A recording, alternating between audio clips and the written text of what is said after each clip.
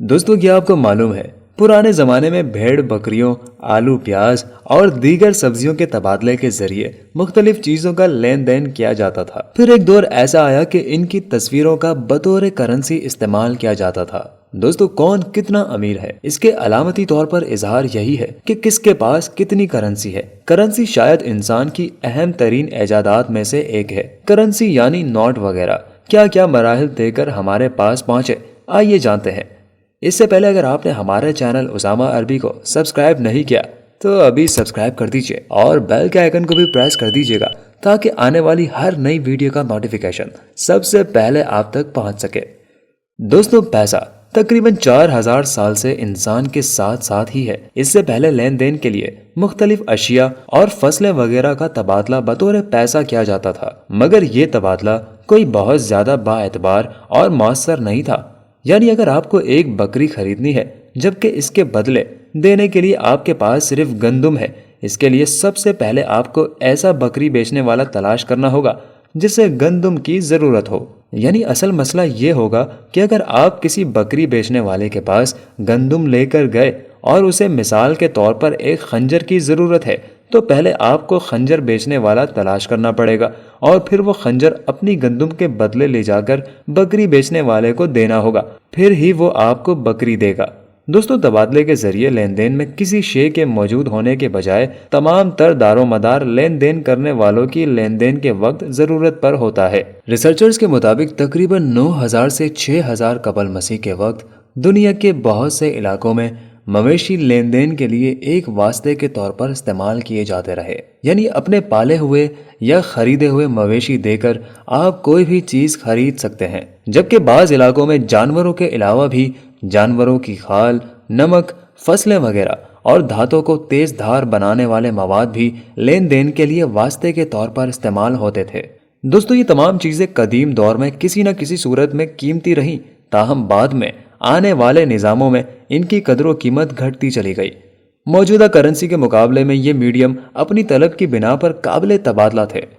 मिसाल के तौर पर इजनास खुराक के लिए जबकि जानवरों की खालें लिबास के लिए इस्तेमाल होती थीं। लेकिन 3000 कबल मसीह में मेसोपोटामिया में शेकल सिक्का बतौर करेंसी इस्तेमाल होना शुरू हुआ, जबकि जापान में एक खास मिकदार में चावल को कोको करार देकर तबादला के मीडियम के तौर पर इस्तेमाल किया गया। दोस्तों तकरीबन 3000 कबल चीन में मॉडर्न करेंसी का आगाज हुआ, यानी छुरे, कुल्हाड़ियां, जानवरों की खालों या दीगर अजनास के बजाय इन चीजों की अलामतों का इस्तेमाल किया जाने लगा। यानी असल चीज देने के बजाय उसकी एक तस्वीर। जी हाँ दोस्तों, इस बुनियाद पर 700 से 500 कबल मसीह में यूनान से हिंदुस्तान और चीन तक में सिक्के राइज हो चुके थे। हिंदुस्तान और चीन में सिक्कों में सुराख के जरिए उनकी कदर कीमत का अंदाजा लगाया जाता था। इस तरह ये सिक्के धागे या रस्सी के जरिए बांधे भी जाते थे और उनकी नकलो हमल भी आसान थी।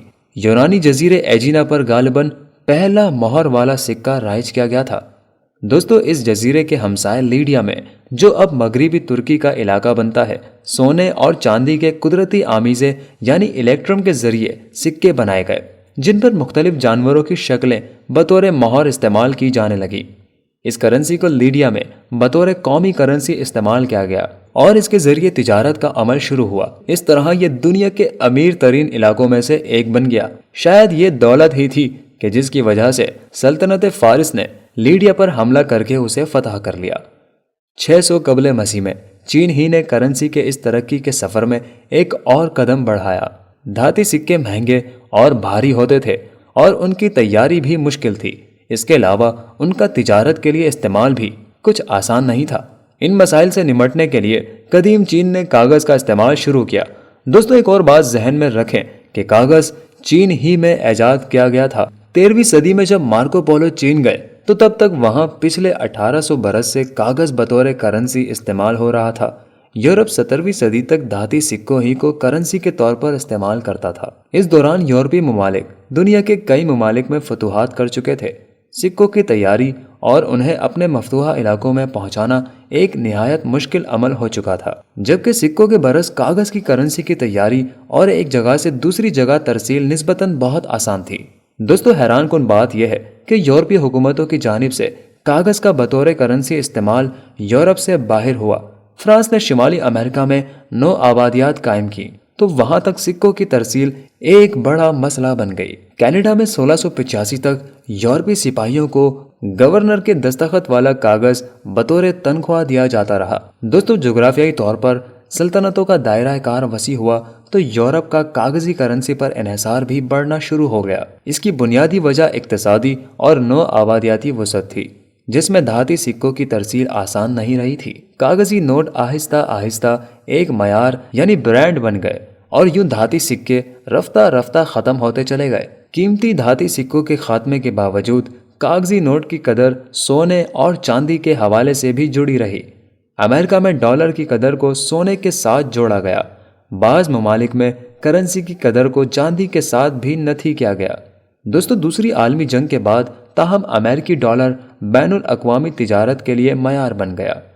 یورپ اور دنیا بھر کی کرنسی اب بھی اپنی قدر کا تعین امریکی ڈالر کی نسبت سے کرتی ہیں، جبکہ امریکی ڈالر کی قدر سونے کی قدر سے جڑی ہے۔ دوستو، 20ویں صدی میں اقتصادی وسعت دنیا میں موجود مجموعی سونے کے حجم سے زائد ہو گئی تو 1971 میں امریکہ نے ڈالر کے لیے سونے کی قدر کو بطور معیار استعمال کرنا ترک کر دیا۔ دوستو، سونے کے معیار کے خاتمے کے بعد کرنسی کی قدر کا انحصار افراط زر اور اقتصادی کارکردگی سے جوڑ دیا گیا۔